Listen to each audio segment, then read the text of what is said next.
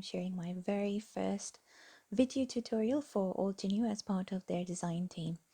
Today I'm going to be showing you how to make this affirmation little tag book that you can keep for yourself or you could give to someone special in your life. So I'll be using the Precious Blooms stamp set, which has some beautiful flower images, and I am going to be stamping onto some tags using my stamp positioning tool. So I have positioned my stamp at the very top of my tag, and as you can see I have a little alignment L-shaped tool at the bottom, which helps to get my tag a little bit away from the border of the stamp positioning tool. I'm using this because the stamp is overlapping a bit over my tag. If you don't have one of these, you can make your own, or you could align your stamp so that it doesn't overlap the tag.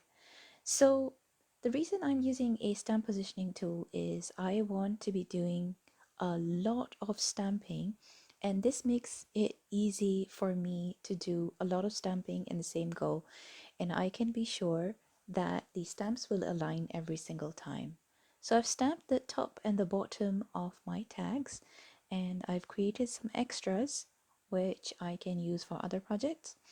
Or I usually tend to make extras because sometimes I do make mistakes. Um, and while I have my supplies out, I like to work smart and just work ahead so that I have some other projects that I can finish on another day. So I am inking up one of the inner details of the flowers. I am not stamping the full background of the flower. I'm leaving the background white and only stamping the inner details. And this is because my tag is going to be full and I wanted to leave some white space showing so that it didn't look too busy. And white space helps to bring a busy or a design that has a lot of pattern going on. It brings it all together. So now that I've stamped all my tags, I'm taking the mask from the coordinating mask stencil for Precious Blooms, and I have stuck the two flower masks together. They just click together almost like a jigsaw puzzle. It's very satisfying. And I have stuck them down onto my surface, and basically I'm creating a little jig for myself because I'm going to be inking a couple of tags all together. I usually find this very efficient to do if I'm making a lot of projects at the same time. Then it helps me to work faster and more efficiently. So I've taped down my mask to my surface, and I've slid my tag in, aligning the mask with the stamped images, and I am placing the patchwork die stencil over the top of the mask, and I'm going to be super careful, and as you can see I'm pointing here at the screen, and not let the ink go onto my stamped image because I don't have a mask over there and I don't want to get my dewdrop ink onto there. So I've got a blending brush and I've taken a generous amount of ink onto my brush, and starting on the mask of the flower, I am blending outwards in soft circular motions. And the more you do this and the less ink you have on your brush, the harder that you can press. To stop from getting harsh lines, I would suggest start very slowly and slightly and off your surface first. So that helps to get the ink, the harsh lines of the ink off your brush, and that helps you to get a more smoother blend.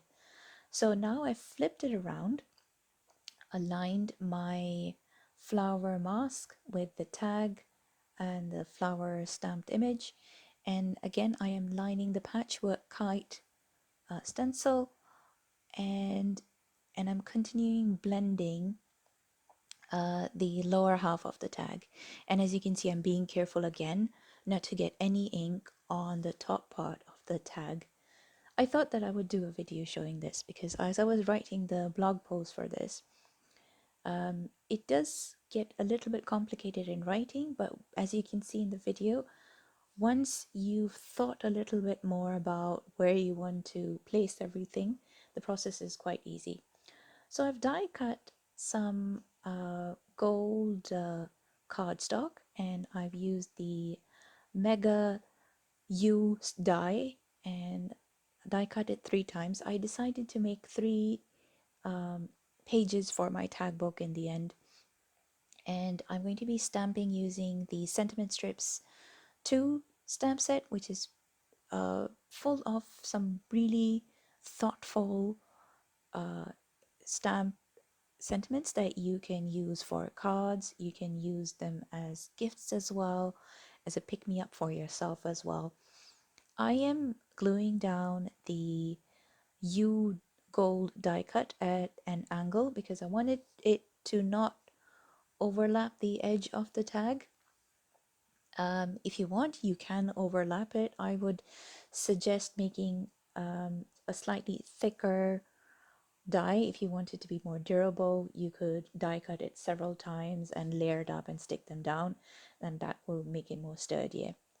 So I have chosen 3 sentiments from the stamp set. So this one is Stay Brave. I'm using permanent black ink for all the black inks in this video, and then the next sentiment I used was Stay Strong. And here you can see that I wanted to use the word are so love because I've already got you, and what I did was I inked up the whole stamp, but then I put some tape down on the U so that the U wouldn't stamp down, and I just got the are so loved to finish my tag. So finish it off, I have added some sequins from Altenew. This is part of the new release as well, and here is a look at the finished tag, and I hope that you give this technique a go. Oh, and a bonus clip because I can't resist doing more experiments with my supplies. So I really love geometric designs and I love to play around with them because there's so many different possibilities on different effects that you can get and designs that you can make. And while I already had my stamps out, my stamps and supplies and inks out, I thought that I would have a play. So I've used the patchwork die and I blended out the ink with a blending brush as you saw. And then I'm taking a slightly darker color ink. This is from the same cube set. And then I offset it a little bit to the side as you saw. And then I am blending it over that already inked background. And then what that does is it diffuses the lines of your first blend, but it also creates a new pattern over your initial layer.